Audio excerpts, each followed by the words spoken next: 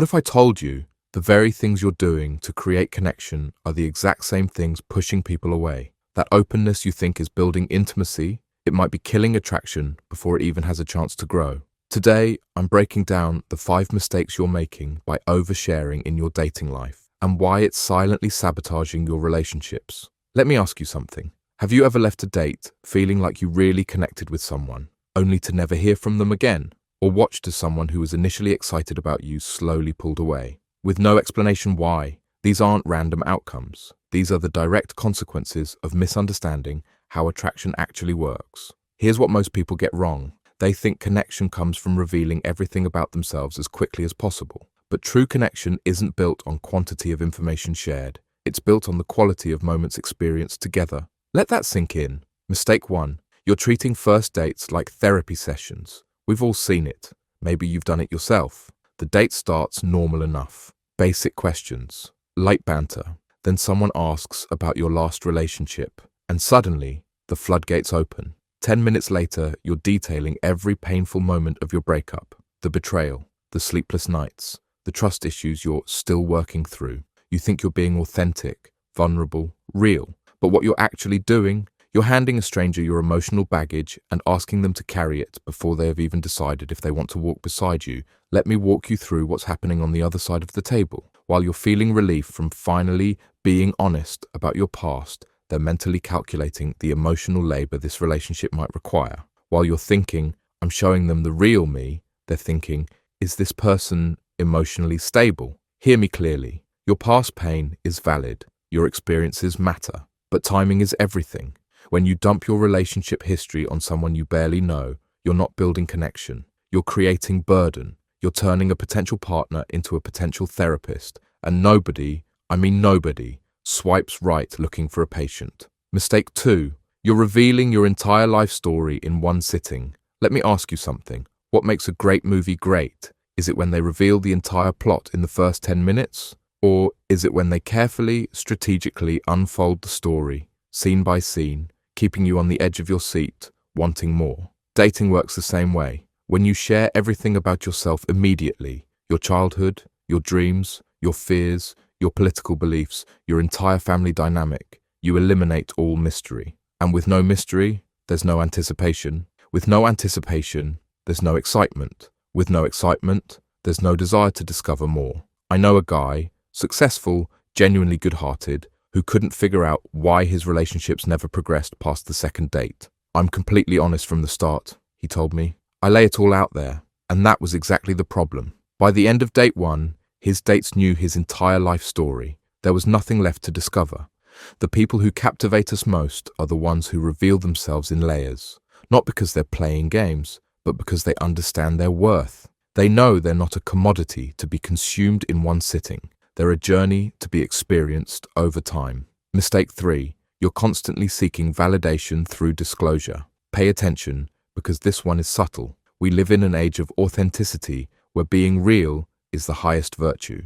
But there's a shadow side to this. Sometimes what looks like honesty is actually a disguised plea for reassurance. I've never been good enough. I always mess relationships up. Nobody has ever fully accepted me. Statements like these, dropped early in dating, aren't really about connection. They're fishing lines cast out, hoping to catch statements like, no, you are good enough. You won't mess this up. I accept you completely. This kind of disclosure isn't connection. It's a subtle form of emotional manipulation. It puts the other person in an impossible position. If they don't immediately validate you, they seem cold. If they do, they're taking on a caretaker role way too soon. Either way, attraction withers. Listen to me. If you need someone else's words to feel secure, you've already given away your power. True confidence isn't the absence of insecurity. It's the patience to address those insecurities yourself, rather than asking strangers to soothe them for you. The strongest magnetism comes from people who aren't seeking approval, but are offering experience.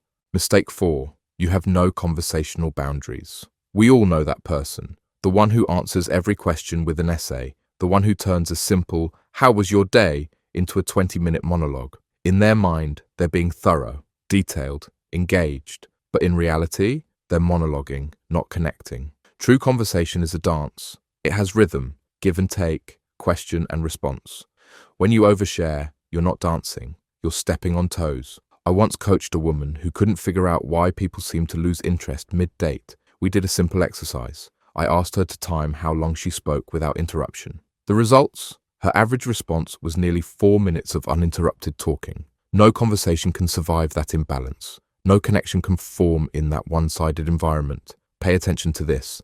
Interesting people are interested people. The most magnetic individuals I've ever met don't try to prove their value through endless talking. They demonstrate it through quality listening. They understand that holding back isn't being fake. It's being respectful of the natural pace at which genuine connections form. They know that some details are earned, not owed, and paradoxically, this makes others want to know them more. Mistake 5. You're confusing intensity with intimacy. This is perhaps the most dangerous misconception in modern dating. We've been conditioned to believe that real connection means immediate, intense emotional exchange, that unless you're diving deep into each other's psyches from day one, it's not authentic. But here's the truth that most people miss. Intensity is not intimacy. Intensity is a feeling. Intimacy is a practice. Intensity happens in moments. Intimacy develops over months. Intensity can be manufactured. Intimacy must be earned. Think about your closest relationships, the ones with true intimacy.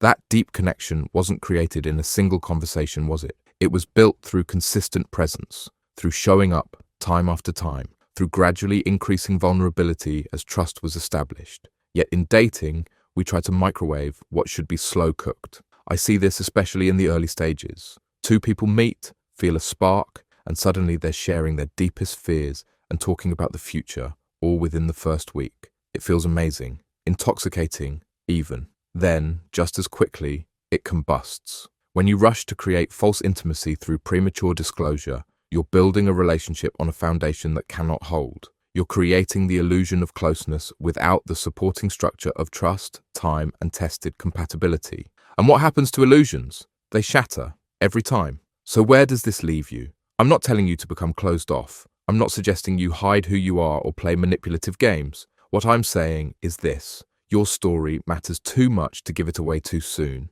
Your depth deserves someone who's willing to die for it, not someone who simply had it handed to them on the first date. True connection isn't found in how quickly you can share your secrets. It's built in the small moments of careful revelation, the gradual unfolding, the earned trust. Let me give you a simple framework. For first dates, keep it light, positive, and present-focused. Share interests, not insecurities. For early dating, dates 2 to 5, begin revealing your values and viewpoints on life, but save your deepest wounds. For established relationships, now is the time for the full, unfiltered you, because now they've earned it. Next time you're tempted to overshare, ask yourself this. Am I revealing this because it serves the connection, or am I revealing this because I'm trying to force a connection that might not be there? The difference between these two questions is the difference between relationships that fade and relationships that last. Your story is valuable. Share it accordingly. The right person won't need to know everything about you immediately. They'll be patient enough to discover you, layer by fascinating layer. And that patient discovery, that's where the magic lives.